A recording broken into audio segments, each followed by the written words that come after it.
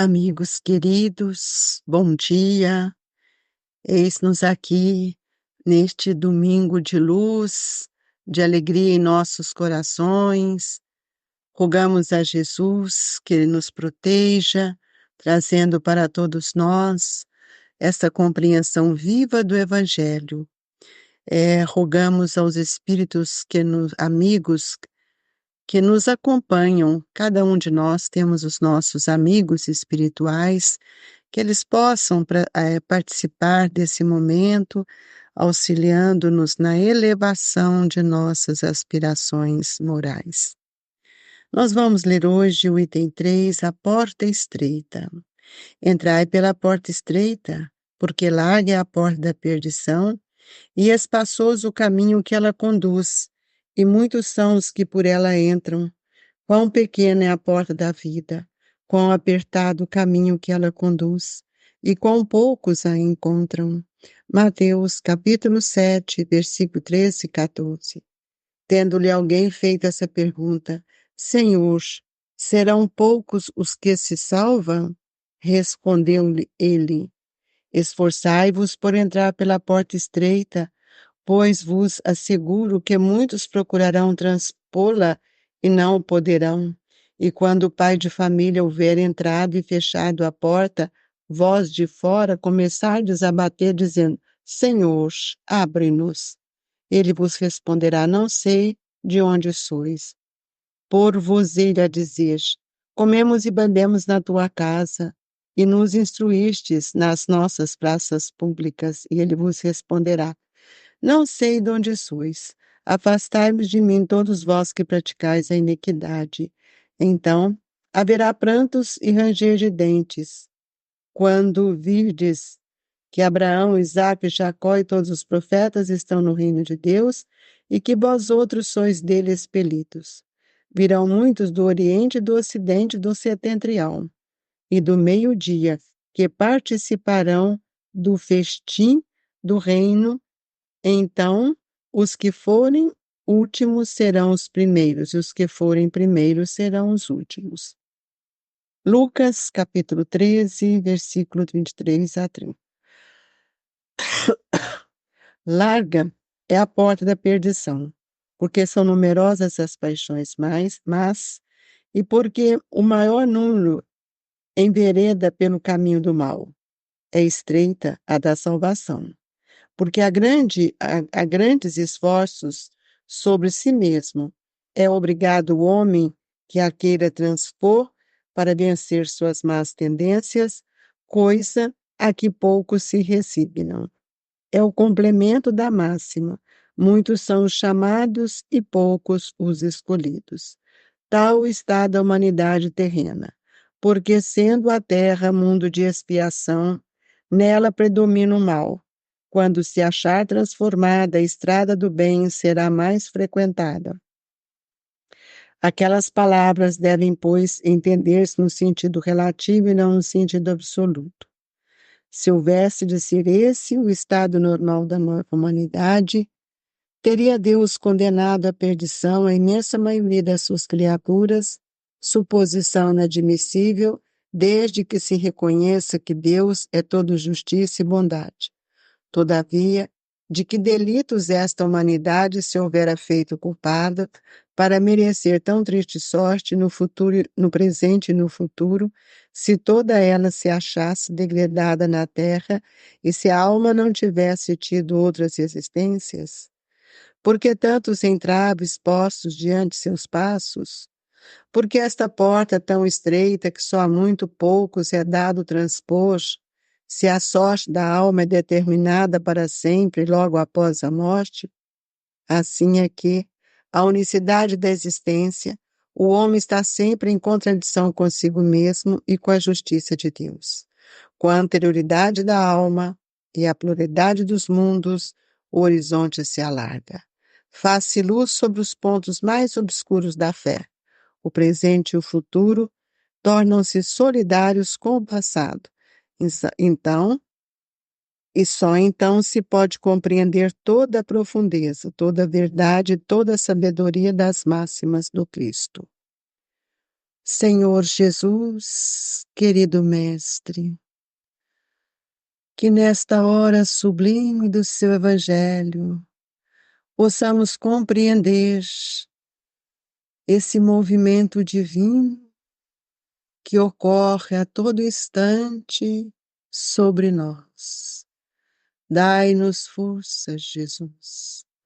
Dai-nos o amparo para que possamos refletir melhor em nossas escolhas, nas oportunidades que temos perdido, para que possamos avançar. Jesus, olhe pela humanidade sofredora. Tantos que conhecem o seu Evangelho e ainda não têm força e coragem para segui-lo, para vivenciá-lo. E nós, espíritas cristãos, rogamos este amparo para que nós possamos ter uma visão maior em relação à vida e em relação a Jesus, às oportunidades que temos recebido. Que a doce paz, Mestre, nos traga alegria, muita alegria, de estarmos reencarnado, vencendo as nossas lutas com esperança e com muita alegria, para que nós possamos compreender a grandeza de caminhar pela porta estreita. Obrigado, Jesus, que a doce paz se faça presente em nossos corações. Que assim seja. Amigos queridos, nós estamos diante de uma leitura, uma lição que nos chama muito a atenção, até mesmo pelo título, muitos chamados, poucos escolhidos. E nós já falamos isso ontem ou anteontem, que somos chamados para a luz, mas somos escolhidos para o trabalho. Então eu gostaria de dizer-lhes que nós estamos aqui diante de duas portas, larga e a estreita. Isso nos faz refletir qual porta nós estamos caminhando.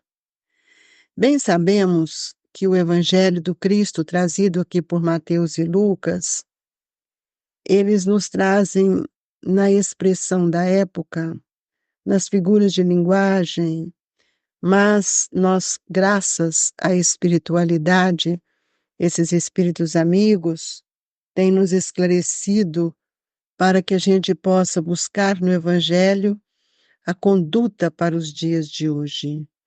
Então, quando o Evangelho nos diz, não sei de onde sois, afastai-vos de mim, todos vós que praticais iniquidade. Deus sabe quem somos, mas nem sempre nós sabemos que Deus é o nosso Pai. E quando ele fala que haverá prantos e ranger de dentes, e nós estamos vendo que nós já fomos esclarecidos desde Abraão, Isaque, Jacó, todos os profetas que já se encontram no reino de Deus, que vieram nos explicar. Mas o Evangelho tem uma conotação, agora de maior abrangência, quando Lucas nos disse: virão muitos do Oriente e do Ocidente e do Setentrião e do meio-dia, que participarão do festim do reino de Deus. Então, os que foram últimos serão os primeiros, e os que foram os primeiros serão os últimos. O que quer dizer isto? O Evangelho, Lucas está narrando para nós, e hoje a gente pode compreender que o Evangelho é para toda a humanidade.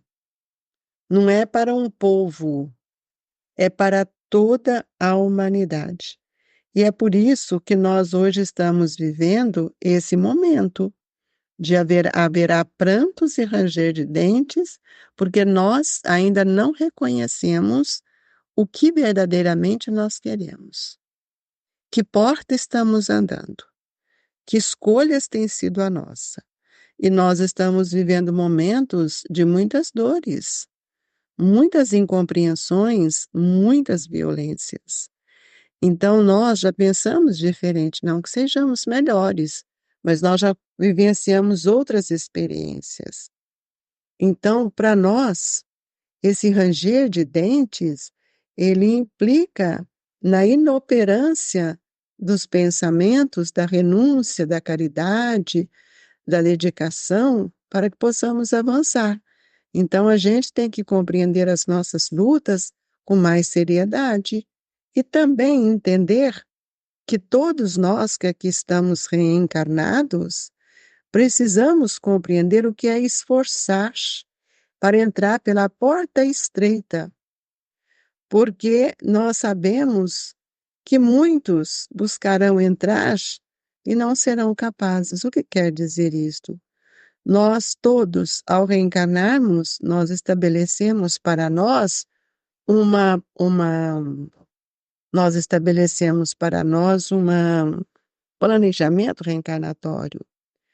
E esse planejamento reencarnatório, ele se baseia, como aqui nos está nos dizendo no Evangelho, aqui bem nos últimos, no último parágrafo, no meio do último parágrafo, ele diz assim: assim é que, com a unicidade da existência, o homem está sempre em contradição consigo mesmo e com a justiça de Deus. Nós somos espíritos que não acreditamos numa unicidade, numa única existência. Nós já compreendemos, já entendemos que nós temos uma anterioridade, a anterioridade da alma, que é um estudo que é feito de acordo com o planejamento reencarnatório, para que nós possamos vencer as nossas lutas a cada existência. Ninguém está aqui pagando ou acertando com as leis, de forma que, olhando para o passado, nós vamos ver todo um passado. É impossível. Então, é preciso que a gente possa entender que a anterioridade da alma e a pluralidade dos mundos, nosso horizonte alarga. Porque eu estou aqui, reencarnada, diante de um planejamento reencarnatório, que me facilitará a vivenciar aquilo que me foi permitido, aquilo que foi selecionado. E aí nós vamos ver que tanto o presente como o futuro, eles tornam solidário. Por quê? Por que que é solidário? Porque hoje nós estamos resgatando uma parte do nosso passado e vivenciando, jogando luz, renovando o nosso olhar, transformando os nossos sentimentos, para que o nosso futuro tenha para nós maiores alegria. Então, todos nós estamos numa reencarnação que nos pede trabalho, porque todo acerto de vitória vai nos pedir luta. E muitos jornadeiam no mundo na larga avenida dos prazeres, prazeres enfermos, vivem ainda o tédio, não tem a esperança, vive numa intemperança moral e, quando não, ainda caem nas farpas do crime. Então, é preciso que a gente compreenda o que seja essa porta. A porta larga é a porta da perdição, nos diz Kardec, porque nós carregamos ainda muitas paixões, muitas ilusões, e isso muitas vezes nos convida ao caminho do mal. E quando nós estamos reencarnando com planejamento reencarnatório, com propostas e propósitos definidos, nós sabemos que nós estamos entrando numa nova experiência que vai desde o berço até onde já nos encontramos, com um processo de educação. Então, a porta estreita é a porta que vai nos convidar a passar pelas dores, pelas lutas, porque grandes são os esforços que devemos fazer para vencer a nós mesmos, porque nós é que somos os infratores da lei divina. Não é Deus que nos julga, não é Deus que nos pune, é a nossa própria consciência. Então, se nós não tivermos um esforço sobre nós mesmos, então nós não vamos compreender o que seja a porta estreita, porque antes da reencarnação foi necessário, visando o nosso progresso, fazer um estudo das nossas necessidades para que nós pudéssemos, através da reencarnação, receber as novas oportunidades para o nosso crescimento. E nós temos que ver que as necessidades nossas, quando são reconhecidas, ela passa a ser entendida como um sofrimento, mas um sofrimento educativo, um sofrimento purificador, porque a nossa reencarnação, ela é para nós uma escola. O nosso dever é que essa escola seja bem situada. Por isso que a senda estreita, a porta estreita, o caminho estreito, que refere Jesus, vai nos pedir a fidelidade para que a gente possa manter limpa e constante nosso pensamento e nossa consciência no culto das nossas obrigações diante de Deus, nosso Pai. E é isso que nós vamos ver quando nós somos escolhidos para o trabalho. E nós vamos ver que muitos de nós ainda temos um vaso físico mais frágil para que nós possamos mergulhar no processo de retificação e aperfeiçoamento, que é uma porta estreita, mas cheia de esperança. Então, todos nós temos oportunidade de reconquistar aquilo que perdemos por meio das existências que nós somos convidados a vivenciar e tomando cuidado para que a gente não caia na porta larga, onde as portas largas. Por quê? É onde transita essa multidão de irmãos que mergulham cada dia mais no menor esforço. Esses irmãos, eles fogem ao sacrifício e eles estão sempre exigindo uma vantagem pessoal. A porta larga é a porta das facilidades, nós não podemos esquecer isso. Então, longe de servir o seu semelhante, ele está sempre reclamando os serviços dos outros para si mesmo. Ele está sempre achando o outro com dificuldade, criticando.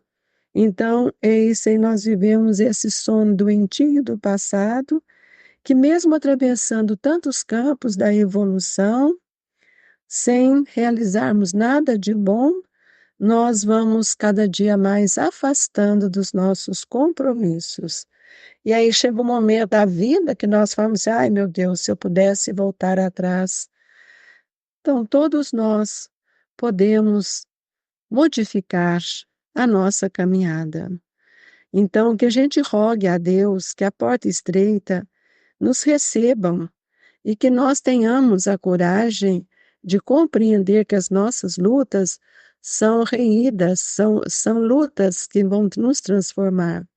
E nós precisamos ver que é com aflição que muitas vezes o desejo de tornar a viver no mundo melhor é o que vai fazer com que a gente mude, compreenda o valor da humildade, da paciência e da fé. E são essas virtudes que vão ampliar o nosso olhar para os instantes que somos convidados. E sem a porta estreita, nós não conseguiremos medir a nossa capacidade de trabalho e muitas vezes a nossa fé. Então, essa lição do próprio suor, da própria luta, da própria compreensão, são os mais preciosos por nós. Eu gostaria hoje de dizer, com discernimento, nós vamos caminhando em busca de uma felicidade, auxiliando o outro, compreendendo as suas dores e procurando respeitar na porta estreita todos que estamos caminhando. Rogamos o socorro da vida maior. Por quê? Porque é com esses espíritos que nós vamos chegar até essa compreensão de que a luta é a bênção de cada dia. Portanto, deixo aqui as nossas reflexões Se a vida sua está sempre com muita facilidade, cuidado, irmão. Procure olhar para o seu lado. Há muita gente aguardando o seu olhar, as suas mãos, a sua palavra. Esse é a ser escolhido. Nós agradecemos a Jesus por esta manhã e convidamos a todos a elevar os nossos pensamentos, buscando na nossa intimidade espiritual a bênção de cada hora, de cada momento, para que possamos sair do torpor das ilusões e que nesta hora possamos receber o passe, fortalecimento do nosso pensamento, dos nossos sentimentos. Ajude-nos, Jesus, a mudar o olhar, ter outro foco para a vida e agradecer as bênçãos de cada dia. Fluidificai as nossas águas, Senhor, e que a paz, a esperança se faça para todos nós. Ó Mestre, que a sua luz possa espargir a todos os homens de boa vontade, a todos os espíritos que desejam servir, e que a doce paz sustente toda a humanidade, todos nós que carecemos do seu amor. Obrigado, Jesus. Recebo, amigos queridos, o abraço do Grupo Espírita Esperança e Caridade. Fique com Deus, que assim seja.